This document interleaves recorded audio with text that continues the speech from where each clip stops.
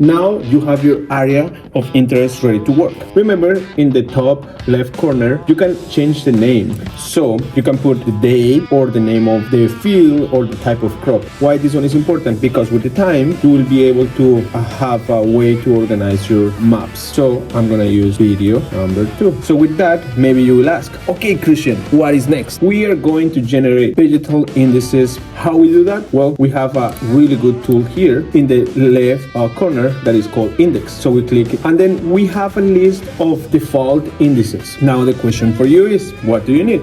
NDVI values, NDRE, NDVI, all of these ones I will explain to you in next video. But for now, we're gonna use the most common NDVI value. So we're gonna click generate. This one will take about 3 or 5 seconds, and then you will see this heat map. This heat map, you will be able to change some configuration. Threshold that is in the bottom will help you to see what is actually the area that you are working. So for example, the red, it means the ground. So vegetal indices is low. So as you can see, if I increase the threshold, we will not study the soil. Now, in this part, in this tool, we can split our screen. Why this one is important? You may ask, right? So with that, you can actually check if the area of interest that you are analyzing or you are studying is right or not. Like for example here. So you can increase the threshold or you can decrease it. Remember, what we are studying? We're studying the plant. So what we need to do is to get the value of the plant. So I'm gonna move my threshold to here. Yes, now I can click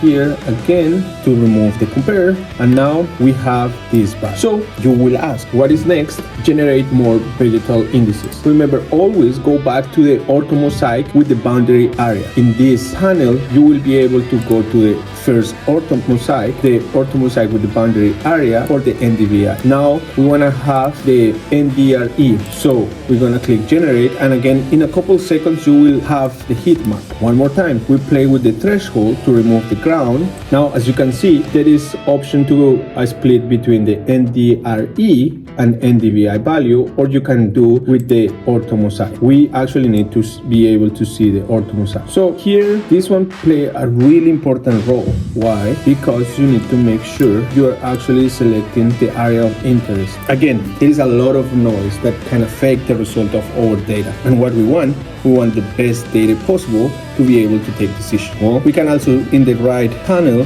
we can change the colors, we can make it more visible, we can make it solid, we can make it transparent, and there is different ways to do it. If you like to see and write down the number that you're using, here you can see that. So PIX4D Fields is a powerful tool that you will be able to use, and trust me, once you get into tool, you will be able to do more things. So we have NDRE, NDVI. So again, if you have any question about which vegetal indices you need to use, I have a PDF for you. Now we have a vegetal indices and we have a boundary, and we're getting ready to go to the next step.